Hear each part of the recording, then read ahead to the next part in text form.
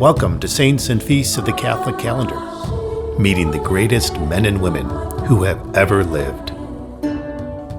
July 5th, Saint Anthony Zaccaria, priest, 1502 to 1539, patron saint of physicians, the man of the hour for his time and place. In 39 niches in the nave and transepts of St. Peter's Basilica in Rome are 39 statues of saints who founded religious congregations. Some of these saints are very well known, like Saints Benedict, Ignatius of Loyola, and Teresa of Avila. Today's saint is among the lesser-known founders. The statue of St. Anthony Zaccaria looks down from a second-tier niche, high above the basilica floor. St. Anthony's distance from the faithful in art reflects his relative remoteness from modern life. Not every saint can be a rock star.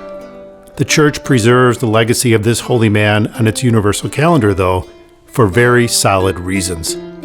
St. Anthony was born in northern Italy just as the powder keg of the Protestant Reformation was about to ignite.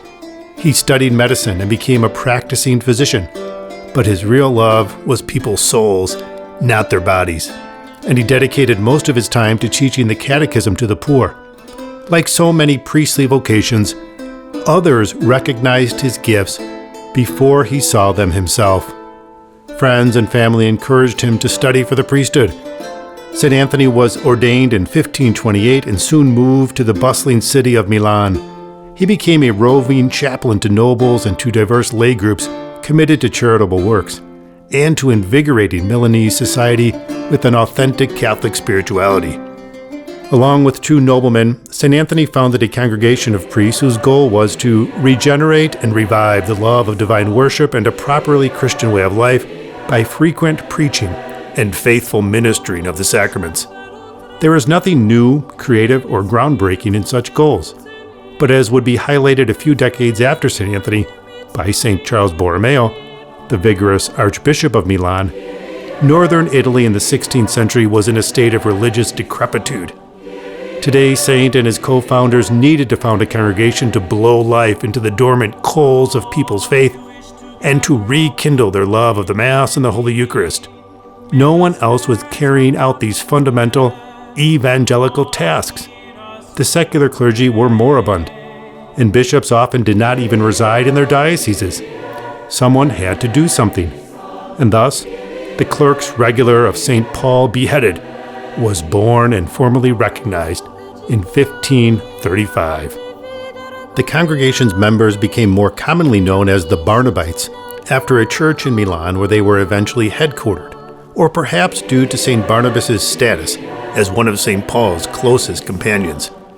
The Barnabites encountered fierce opposition from local clergy who were offended by the imputation that they were derelict in their duties and needed reform. These internecine knife fights were quickly settled in the Barnabites' favor. St. Anthony popularized the 40 hours devotion, where the Blessed Sacrament is exposed over a 3-day period corresponding to Christ's 40 hours in the tomb. He encouraged churches to toll their bells on Friday afternoons and preached indefatigably in the streets on the crucifixion, on the Eucharist, and on the text of St. Paul. The age for scholastic theological distinctions as fine as lace had long ended by the early 16th century. The one-church world was crumbling, and with it the luxury of inter-Catholic speculations of a purely theoretical nature. Dissenting Protestantism was spilling into northern Italy. What was needed was preaching in the streets, raw fervor, and the core biblical message. Some priests spoke with quiet erudition and convinced the few. Others explained the catechism well, but only inside of churches to the scattered faithful in the pews.